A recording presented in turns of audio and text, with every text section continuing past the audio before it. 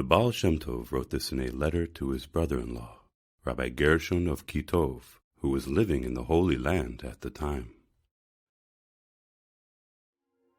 On Rosh Hashanah 1746, I caused my soul to ascend on high by means of the mystical use of divine names, in the manner known to you. I witnessed wondrous things in a vision, the likes of which I had never seen since I reached full maturity. What I saw and learned when I ascended there is impossible to relate and communicate, even by speaking face to face. But what I can relate is that when I returned to the lower Gan Eden, I saw numerous souls, both living and dead, some known to me and some unknown. Their number was beyond reckoning.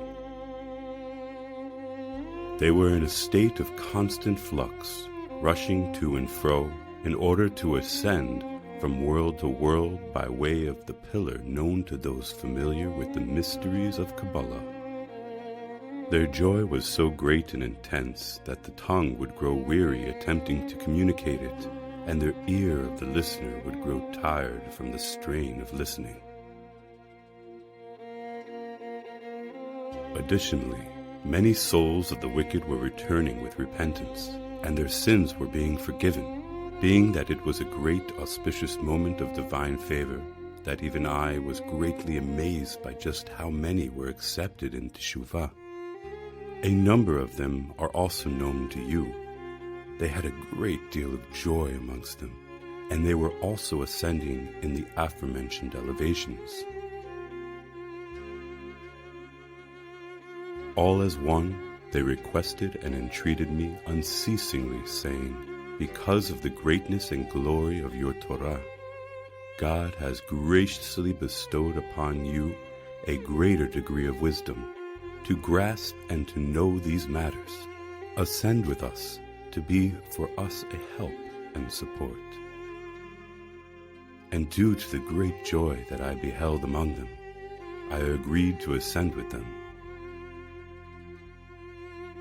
And I saw in a vision the Satan, who with great, unprecedented joy ascended to do his work.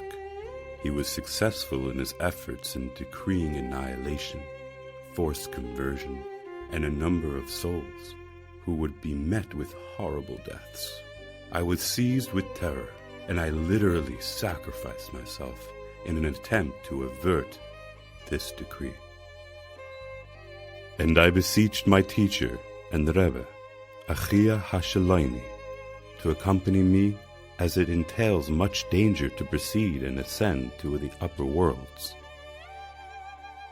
Ever since the day I reached my current level, I had never ascended to such great heights. I ascended level after level until I entered the chamber of Moshiach, where he was learning Torah with the Tanaim and with the Tzaddikim, as well as with the 7 shepherds of the Jewish people. And there I saw intense joy and happiness. Yet I did not know the cause for this joy and happiness, and I was certain that this joy was due to my soul's departure from this world. God forbid. I was later informed that I had not yet passed away, for they have profound pleasure on high when I engage in divine mystical unifications below through their sacred teachings. To this very day, I know not the nature of their joy. I asked Moshiach, when will the Master arrive? He replied, this you will know, when your teachings will become known and revealed throughout the world, and when your wellsprings will be spread outward to the farthest reaches that which I have taught you, and you comprehended. And when also they will be able to make mystical unifications and the sense of the soul like you, then all impurities will be destroyed, and it will usher in a time of good fortune and salvation. I was astounded by this reply, and I was deeply pained by the lengthy amount of time necessary before this could possibly happen. However, while I was there, I learned 3 Segulos, mystical rituals, and 3 divine names which are easy to learn and explain. My mind was then set to ease. I thought that with this, perhaps it would be possible for my peers to also achieve the same spiritual level and status as myself, being able to elevate their souls and to learn and comprehend just as I do. However, I was not granted permission to reveal this in my lifetime. I pleaded for your sake to be allowed to teach you, but I was denied permission altogether. I took an oath, and I remain bound by it. Yet of this I am informing you, and may God assist for your path to be ever present before the Lord, that you not stray from it, especially finding yourself in the Holy Land. Whenever you pray, study, utter any word, and move your lips, your intention should be to unify a divine name, for contained within every single letter there are worlds, souls, and godliness, and they ascend, connect, and unite with one another. Afterwards, the letters attach themselves to one another and unite, forming words, truly unifying with godliness, as your soul is subsumed within them at every one of these stages.